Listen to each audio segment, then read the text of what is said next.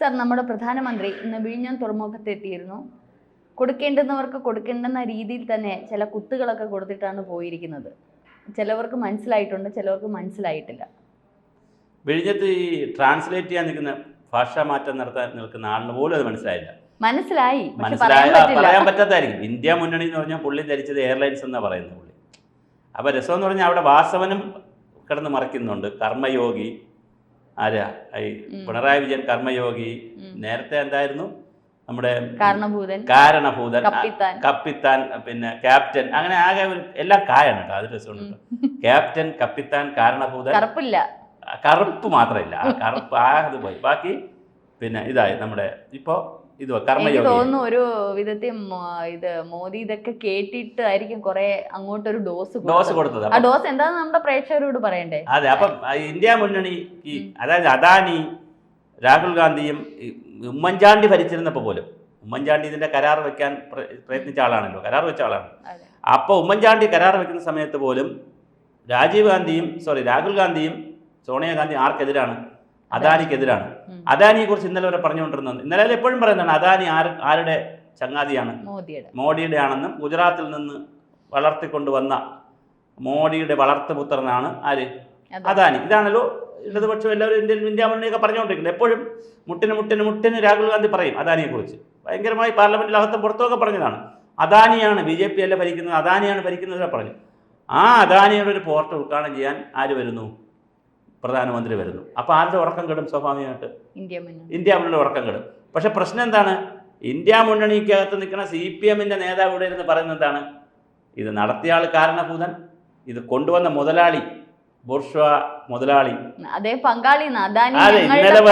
ഇന്നലെ വരെ വലിയ ബൂർഷ്വാ ആയിരുന്ന ആൾ ഇന്ന് മുതൽ നമ്മുടെ ആരാണ്? പാർട്ട്ണറാണ്, നമ്മുടെ പങ്കാളിയാണ്. അപ്പോൾ വാസ്തവന് സ്ഥലജലഭ്രമം ബാധിച്ചു. ഒരാളിനെ പറഞ്ഞ എന്താണ്? അതായത് പറഞ്ഞു ഒരു വട്ടായി പുള്ളിക്ക്. ഒരാളിനെ പറഞ്ഞു കാരണഭൂതനാണ്, അദ്ദേഹമാണ് ഇതിന്റെ കർമ്മയോഗി, അദ്ദേഹമാണ് കർത്താവ്, അദ്ദേഹം ഇല്ലെങ്കിൽ കാലം അസാധ്യമാക്കിയത് സാധ്യമാക്കിയ കർമ്മയോഗി എന്ന് പറഞ്ഞാൽ നമ്മൾ ഈ ഋഷിശങ്കനെയൊക്കെ പറയുമല്ലോ, മഴയൊക്കെ പെയ്ച്ചു എന്നൊക്കെ പറയുന്ന പോലുള്ള ഒരു ലെവലിലേക്ക് ആരെ ഉയർത്തി? നമ്മുടെ പിണറായി ഉയർത്തി. അപ്പൊ അദാനി അവിടെ നിന്ന് നോക്കിക്കാണും, ഇനി ആരുടെ ഉയർത്തണം, ഞാനല്ലേ കാശത്രയും കൊണ്ടുവന്നത്. അപ്പൊ പറഞ്ഞ അദാനിയെ കുറിച്ച് പറഞ്ഞു, അദ്ദേഹം നമ്മുടെ പങ്കാളിയാണ്. അപ്പൊ ഇതെല്ലാം കേട്ടപ്പോ മോഡിക്ക് വട്ടായി. എന്തോന്നുണ്ടെ ഞാൻ അവിടെ ഇരുന്നിട്ട് ഇത്രയും വയബിൾ ഗ്യാപ്പ് ഫണ്ട് ഒരുപാട് തന്ന്, വലിയ പൈസ തന്ന്, 10,000 കോടി രൂപ ഞാൻ തന്ന് ഇത്രയും പരിപാടി ചെയ്ത് എൻ്റെ നിങ്ങൾ കളിയാക്കുന്ന, നിങ്ങൾ പറയുന്ന വളർത്തുപുത്രനെന്ന് ഞാൻ വളർത്തിയെടുത്തു എന്ന് പറഞ്ഞ ചെറുക്കനെ കൊണ്ട് ആവശ്യമുള്ള പൈസ ഇവിടെ മുടക്കി എല്ലാം ചെയ്തപ്പോൾ നിങ്ങൾ തമ്മിൽ അങ്ങോട്ടും ഇങ്ങോട്ടും എന്ത് ചെയ്യുന്നു? പുകഴ്ത്തി നീ അവനെ ചൊല്ലുന്നു, അവൻ എന്താണ് കാണിക്കണമെന്ന് മോഡിക്കും വട്ടായി. മോഡി എന്തായാലും കൃത്യമായിട്ട് പറഞ്ഞു, വളരെ കൃത്യമായിട്ട് പറഞ്ഞു. ഇന്ത്യ മുന്നണിക്ക് ഇനി ഉറക്കമില്ലാത്ത രാത്രികളായിരിക്കും. കാരണം ഇത് ഡൽഹി ചെന്നും പുള്ളി പറയും. മോഡി ഇപ്പോൾ ഇത് അവിടെ ഡൽഹി ചെന്ന് നടത്ത മീറ്റിംഗിൽ പറയും, ഞാനിപ്പോൾ കഴിഞ്ഞ ദിവസം ഇവിടെ ഉദ്ഘാടനം ചെയ്തിട്ട് വന്നിട്ടുണ്ടെന്ന് പറയും. ഇനിയിപ്പോൾ എന്താണ് ഇവർക്ക് പറയാൻ കഴിയുക? CPM-ന് ഇനിയിപ്പോൾ നാളെ എന്താ പറയാൻ കഴിയുക? ഞങ്ങളതാണിതെന്ന് പറഞ്ഞുകൊണ്ട് നടക്കാം. ഇന്നലെ വരെ ഇന്ത്യ മുന്നണിയിലെ ഈ CPM പാർട്ടി ഉണ്ട്, അവർക്കും കൂടി ഇട്ടുള്ളൊരു താങ്ങാണ് മോദി കൊടുത്തിരിക്കുന്നത്. രണ്ടാമത് ഈ പാർട്ട്ണർ എന്ന് ഇപ്പം പിണറായി വിജയനും VN വാസവനും ഒക്കെ അദാനി ഞങ്ങളുടെ പാർട്ട്ണർ ആണെന്ന് വിശേഷിപ്പിച്ചപ്പോ അതിന് മോദി ഒരു കുത്തു കൊടുത്തിട്ടുണ്ട്. പറഞ്ഞിരിക്കുന്നത് ഇത്തരത്തിലാണ്. അപ്പൊ ഒരു സ്വകാര്യ വ്യക്തിയെ, സ്വകാര്യ വ്യവസായത്തെ നിങ്ങൾ അംഗീകരിച്ചല്ലോ എന്നുള്ളത് അതിലൊരു സന്തോഷമുണ്ട്. പക്ഷെ ഭാഗ്യമാണ്. ഇപ്പൊ ഇവിടെ ഭാഗ്യമുള്ള ആരാന്നറിയാവോ? സതീശനാണ്. സതീശ സ്റ്റേജിലുണ്ടായിരുന്നു, ഇതെല്ലാം കേൾക്കേണ്ടി വരത്തില്ലായിരുന്നു. എന്ത് മറുപടി പറയും പുള്ളിക്കാരൻ? അത് മാത്രമല്ല, സതീശ് ഇതെല്ലാം കൂടെ പറഞ്ഞ് അദാനിയെ അടിച്ച് പൊക്കിയിട്ടോ അല്ലെങ്കിൽ മോഡിയെ ഉയർത്തി പറയാൻ പറ്റുമോ? സതീശന് അദാനി ഉയർത്തി പറയാൻ പറ്റുമോ? പിണറായി ഉയർത്തി പറയാൻ പറ്റുമോ? ഒന്നും പറയാൻ പറ്റത്തില്ല. ഇത് എന്ത് പറഞ്ഞാലും സതീശന് എവിടെ നിന്ന് അടി കിട്ടും? പ്രതിപക്ഷ നേതാവ് ബുദ്ധിപൂർവ്വമാണ്. എന്താ പറഞ്ഞ രോഗി ഇച്ഛിച്ചതും വൈദ്യം കൽപ്പിച്ചതും പാല്. എനിക്ക് തോന്നിയത് ഉമ്മൻചാണ്ടിയുടെ എനിക്ക് തോന്നുന്നത് ഉമ്മൻചാണ്ടിയുടെ ആത്മാവ് പ്രവർത്തിച്ചു കാണും. സതീശ് ഇന്നലെ കഴിഞ്ഞ ആഴ്ചയും കണ്ട് അമ്പലത്തിൽ പോയി തേങ്ങ കണ്ട് അടിച്ചാണ്. എന്നെ വിളിക്കരുത് ദൈവം, എന്നെ വിളിച്ചാൽ എനിക്കിതൊന്നും പറയാനും പറ്റത്തില്ല. ഞാൻ എന്താ പറയുകയോടെ എന്നുള്ള അതുപോലെ സംഭവിച്ചു. പുള്ളിക്കാരന് എന്തും പറയാമല്ലോ, പുറത്തുനിന്ന് എന്തും പറയാമല്ലോ. അപ്പോൾ ഇതൊരു വല്ലാത്ത തമാശയാണ്. കോൺഗ്രസിന് ഇഷ്ടമല്ലാത്ത അദാനി, ബൂർഷകൾ എന്ന് പറയുന്ന അദാനി ഇവിടെ വന്ന് കമ്മ്യൂണിസ്റ്റുകാർ ഭരിക്കുന്ന സ്ഥലത്ത് ഒരു പ്രോജക്റ്റ് ചെയ്യുന്നു. ഇന്നലെ വരെ കമ്മ്യൂണിസ്റ്റുകാർ ഈ പ്രോജക്റ്റിനെ തള്ളിപ്പറഞ്ഞു. ഇന്നിപ്പോൾ പാർട്ട്ണറാന്ന് പറയുന്നു. അതിനുവേണ്ടി പ്രയത്നിച്ച ആളാരാന്ന് പറയുന്നു?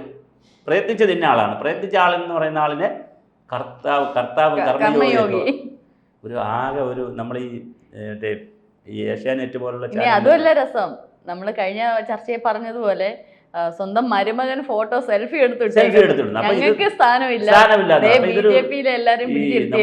ദിം തരികട ദോം എന്ന് പറഞ്ഞ മാതൃഭൂമിന്റെ ഒരു പരിപാടിയുണ്ട്, അതുപോലെ ഗം എന്നൊക്കെ പറഞ്ഞ് അതിനൊക്കെ പറ്റിയ നല്ല രസകരമായ ടോപ്പിക്കാണ് ഇത്. എബിസിൽ അങ്ങനത്തെ ഒരു പ്രൊഫഷൻ ഇല്ലാത്തതുകൊണ്ടാണ് വളരെ രസകരമാണ് ഈ സാധനം. എന്താണെന്നറിയാമോ, അവിടെ നടന്നതിൻ്റെ കാര്യങ്ങളൊന്ന് മലയാളീകരിച്ച് ആളുകൾക്ക് പറഞ്ഞു കൊടുത്താൽ രസമാണ്. ഒരു വലിയ പദ്ധതി ഉദ്ഘാടനം ചെയ്യുന്നു, മോഡി പിണറായിയെ കൊട്ടുന്നു, പിണറായി മോഡിയെ കൊട്ടുന്നു, ഉടൻ വാസവൻ ഇങ്ങോട്ട് കൊട്ടുന്നു. ഒരു ഒരു ഒരു കോമഡി. മുഹമ്മദ് റിയാസ് ഫേസ്ബുക്കിൽ ഇടുന്നു. താഴെ ഇരിക്കുന്നവർക്ക് ഇപ്പൊ ഗോവിന്ദനൊക്കെ എന്തൊരു അസ്വസ്ഥയായിരിക്കും, കാരണം സ്റ്റേജിൽ കയറാൻ പറ്റുന്നില്ലല്ലോ. അതെ, രാജീവ് ചന്ദ്രശേഖർ സ്റ്റേജിൽ ഇരിക്കുന്നു. ഇത് സ്റ്റേറ്റിന്റെ വേറെ രസം ആയിക്കോട്ടെ. ഒരു 10-15 പേരെ മറ്റുമാണ് സ്റ്റേജിലുണ്ടായിരുന്നു. ഇത് സ്റ്റേറ്റിന്റെ പരിപാടിയാണെന്ന് വിചാരിച്ചോളൂ. മോഡി ഒന്നും വരുന്നില്ല, നിങ്ങൾ സ്റ്റേറ്റ് അങ്ങ് നടത്തിക്കോളും, അല്ലെങ്കിൽ മോഡി അവിടെ ഇരുന്നുണ്ട് മറ്റേ ഇതിൽ എന്താ പറയാ പിന്നെ വിർച്വലായിട്ട് വരാം, ബാക്കി നിങ്ങൾ സ്റ്റേറ്റ് അങ്ങ് നടത്തിക്കോളും, ഇവിടെ പ്രോട്ടോകോളൊന്നും ഇല്ല എന്ന് കേന്ദ്രം പറഞ്ഞെങ്കിൽ എന്തായിരുന്നു സ്ഥിതി? ജംബോ സർക്കസ് ആയിരുന്നു. ഒരു 500 പേര് അതിൻ്റെ മുകളിൽ, പഞ്ചായത്ത് മെമ്പർ തൊട്ട് 500 പേര് അതിൻ്റെ മുകളിൽ നിന്ന് നല്ല രസമായിരുന്നു തന്നെ. സ്റ്റേജിലപ്പം താഴെ പോയത്. പക്ഷെ എന്താ സംഭവിക്കുന്നത്? യാതൊരു പക്വതയും ഇല്ല. പെറ്റി പൊളിറ്റിക്സ് ആണ്. അല്ല, ഇതൊക്കെ ഇവർക്ക് ഇടയ്ക്കിടയ്ക്ക് ഇങ്ങനെ ഒരു ബോധം വരാൻ പ്രധാനമന്ത്രിയൊക്കെ ഇറങ്ങണം വല്ലപ്പോഴും. അല്ലെങ്കിൽ ഞാനാണ് വലിയ രാജാവ് എല്ലാം ചെയ്യുന്നത് എന്ന് പറയുന്ന ഒരു തോന്നലിലേക്ക് കൊച്ചുമോനെയും കൊണ്ടുവന്ന് മോളെയും കൊണ്ടുവന്ന് ഇരുത്തിയാലും ഞങ്ങൾ ഇരുത്തും, എന്താ നിങ്ങൾക്ക് ചോദിക്കാനുള്ള ഒരു അധികാര ഭാവം ഉണ്ട്. ഇനിയിപ്പോ വേറെ എൻ്റെ ഒരു തമാശ പറഞ്ഞുതരാം, ഒരു തമാശ പറഞ്ഞുതരാം. വേറൊരു ചേച്ചി ഇപ്പോൾ അവിടെ റെഡി ആയിരിക്കുകയാണ്, നമ്മളെ ദിവ്യ എസ് ആയിരുന്നു. നാളെ ഇറങ്ങും, എന്തെങ്കിലും സാധനങ്ങളായിട്ട് സെൽഫി ആയിട്ട് ഇറങ്ങും.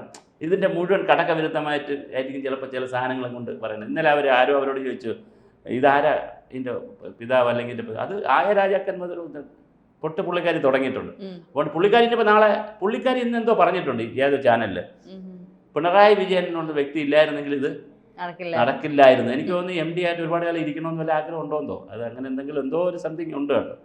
അപ്പോൾ ഇതൊരു തമാശയാണ്. IAS മന്ത്രിമാരായാലും പ്രധാനമന്ത്രി എല്ലാവരും കൂടി ചേർത്ത് നടത്തുന്ന ഒരു പരസ്പരം ഇതിലൊരു ഡെവലപ്മെന്റൽ പ്രോജക്റ്റിലേക്ക് നിൽക്കുന്ന ഒരു കൺസെപ്റ്റിനപ്പുറം ഇതിന്റെ രാഷ്ട്രീയം. വിഴിഞ്ഞം തുറമുഖം എന്ന് പറഞ്ഞാൽ രാജ്യത്തിന്റെ അതിന്റെ ഇത് ഈ പറഞ്ഞതുപോലെ ദിവ്യ സയ്യർ പറഞ്ഞതുപോലെ പണ്ട് മുതലേ ഒരുപക്ഷെ രാജാക്കന്മാരുടെ കാലം മുതലേ ഈ ഒരു പോർട്ടിന്റെ ആവശ്യകത ഉണ്ടായിരിക്കാം. പക്ഷെ പിന്നീട് ഉമ്മൻചാണ്ടി സർക്കാർ വന്നപ്പോഴാണ് ഇത് വേണം എന്നുള്ള രീതിയിൽ അദാനിയെ ഏൽപ്പിക്കുക, അതിന് വേണ്ടുന്ന രീതിയിൽ അദ്ദേഹം ഒരുപാട് തിക്താനുഭവങ്ങൾ അതിന് സഹിച്ചിട്ടുണ്ട്. ഈ ജനങ്ങളിൽ നാം എന്ന ജനങ്ങളിൽ നിന്ന് വരെ അദ്ദേഹം എന്തോരം ചീത്ത വിളികൾ കേട്ടു. അതെ, ഉമ്മൻചാണ്ടി സർക്കാരിന്റെ സമയത്ത് ഈ പിണറായി വിജയൻ ഉൾപ്പെടെ കൊടി പിടിച്ച് ഭിന്നിപ്പിച്ച് അദ്ദേഹത്തിനെതിരെ തിരിക്കുകയാണ് ചെയ്യുന്നത്. പക്ഷെ അപ്പോഴും അതെ കടൽ കൊള്ള കേരളത്തെ വിൽക്കുന്നു, കേരളത്തെ സ്വകാര്യവൽക്കരിക്കുന്നു, കടൽ കൊള്ള എന്നൊക്കെ. അപ്പൊ ഇത്തരത്തിൽ അന്ന് വിമർശിച്ചിരുന്നവരാണ് ഇന്ന് ആ ഞെളിഞ്ഞിരുന്ന ആ സ്റ്റേജിലിരിക്കുന്നത്. ഒരു വാക്ക് അദ്ദേഹത്തിനെ പറ്റി പറയുകയോ അല്ലെങ്കിൽ പരാമർശിക്കുകയോ ചെയ്തിട്ട് ചെയ്യേണ്ടുന്നതായിരുന്നു. ഇതേ ഇന്ന് കർമ്മയോഗി എന്ന് പറഞ്ഞ VN വാസവൻ എനിക്കൊന്ന് ഇന്ന് ന്യൂസ് 8യുടെ ചർച്ചയിലാണെന്ന് തോന്നുന്നു, ഉമ്മൻചാണ്ടിയെ പരാമർശിച്ചിരുന്നു. ഉമ്മൻചാണ്ടിയും ഇതിന്റെ ഒരു ഭാഗമാണ്, അദ്ദേഹത്തിന്റെ ഇതുകൊണ്ടാണ് വന്നതെന്നുള്ള രീതിയിൽ ഇന്ന് രാവിലെ റിപ്പോർട്ട് കൊടുത്ത ആ മനുഷ്യ സ്റ്റേജിൽ വന്നപ്പം പൊതുമധ്യത്തിലേക്ക് മുരളീധരൻ കുറച്ചൊരു മാന്യത കാണിച്ചു. അവിടെ ഉണ്ടായിരുന്നല്ലോ, സദസ്സിലുണ്ടായിരുന്നു. മുരളീധരനോട് ഒരു പത്രക്കാരൻ ചോദിച്ചപ്പോൾ പറഞ്ഞു, ഇതിനകത്ത് ഉമ്മൻചാണ്ടിയുടെ റോൾ വളരെ വലുതാണ്. നമ്മുടെ ഒരാൾ ചെയ്ത ജോലിയല്ലേ. മാത്രമല്ല VD സതീശനെയൊക്കെ മനഃപൂർവ്വമായിട്ട് മാറ്റിയതായിട്ട് എനിക്ക് തോന്നുന്നു. പിന്നീട് ഈ ഒരു ജനങ്ങളുടെ ഇടയിൽ ഒരു രോഷം വന്നപ്പോഴാണ് ഒരു കത്ത് കൊടുത്തു. ഒരു കണക്കിന് അദ്ദേഹം ഇതിന്റെ ഇടയിൽ വരാഞ്ഞത് നന്നായി. അല്ലെങ്കിൽ പുള്ളിക്കാരൻ വേറെ ആകനാശക്കോട്ടയായി വരുന്നത്. അപ്പൊ അതുകൊണ്ട് ഞാൻ പറഞ്ഞു, ഇതൊരു വേറൊരു കൾച്ചറാണ് നമ്മൾ മനസ്സിലായത്. അപ്പൊ ഒരു മുതലാളി അംഗീകരിച്ചു, രാജ്യം ഭരിക്കുന്നത് BJP സർക്കാരാണ്, അല്ലെങ്കിൽ പ്രധാനമന്ത്രി നരേന്ദ്രമോദി ആണ് എന്നുള്ളൊരു തോന്നൽ ഇപ്പോൾ ഈ CPM LDF സർക്കാരിന് ഉണ്ടായിട്ടുണ്ട്. കാരണം അവരൊന്നും ഒന്നുമല്ല, ബാക്കിയുള്ളവരെല്ലാം താഴെ ഇരുന്നേ പറ്റൂ, ഇരിക്കേണ്ടുന്നവർ ഇരിക്കേണ്ടുന്ന സ്ഥാനത്ത് എന്നായാലും വരും എന്നുള്ളൊരു ബോധം ഇപ്പോൾ പിണറായിക്ക് വന്നു എന്ന് തന്നെ ഈ പദ്ധതിയിലൂടെ അത് വന്നു. മാത്രമല്ല പരസ്യങ്ങളൊക്കെ വന്നപ്പോഴേ വളരെ കൃത്യമായിട്ട് മനസ്സിലായി നമുക്ക് അങ്ങനെ ഒരു സംവിധാനത്തിൽ കയറി കളിക്കാൻ പറ്റുന്നതല്ലെന്ന്. അപ്പോൾ പിന്നെ ചെയ്യാൻ പറ്റുന്നത് എന്താണ്? സെൽഫി എടുക്കുക, ഇതുപോലത്തെ തട്ടുക, പിന്നെ കിട്ടുന്ന ആളിനെ. പിന്നെ മോഡിക്ക് ഇംഗ്ലീഷ് മലയാളം അറിയാം, പക്ഷെ മോഡിക്ക് അത്യാവശ്യം മലയാളം അറിയാം. കർമ്മയോഗം എന്നൊക്കെ പറയുന്നത് മോഡിക്ക് മനസ്സിലായി കാണും. ഹിന്ദി കർമ്മയോഗി എന്നൊക്കെ പറയുന്നത് മനസ്സിലായി കാണും. അതായിരിക്കും മോഡി ഇന്ത്യ മുന്നണി എന്നൊക്കെ പറഞ്ഞ് തള്ളിയത്. അപ്പോൾ എല്ലാവരും ഇങ്ങനെ പക്ഷെ അത് അതിന്റെ ട്രാൻസ്ലേറ്റ് ചെയ്യുന്ന വ്യക്തി സർക്കാരിന്റെ ഭാഗത്താക്കുള്ളത് അദ്ദേഹത്തിന് ഇത് പറയാൻ പറ്റത്തില്ലല്ലോ. അദ്ദേഹം അത് നിർത്തിയപ്പം മോദി ഉടനെ പറഞ്ഞു അദ്ദേഹത്തിന് അത് സംസാരിക്കാൻ പറ്റില്ല എന്നുള്ളത്. അല്ല, അത് തന്നെ ഇനിയിപ്പോൾ ട്രോള് വരും. അതെ അതെ, അതിന്റെ ഒരു ട്രോളിന് വരുമല്ലോ. അപ്പോൾ എന്തായാലും രസകരമാണ് വിഴിഞ്ഞത്തിന്റെ ഒരു പദ്ധതി. പക്ഷെ പദ്ധതി വലിയൊരു പദ്ധതിയാണ്, നാടിന് ഗുണകരമാണെങ്കിൽ അത് ഗുണകരമാവട്ടെ. കൂടുതൽ വാർത്തകളും വിശേഷങ്ങളും നിങ്ങളിലേക്ക് എത്താൻ ABC മലയാളം സബ്സ്ക്രൈബ് ചെയ്യുക, ബെൽ ബട്ടണും അമർത്തുക.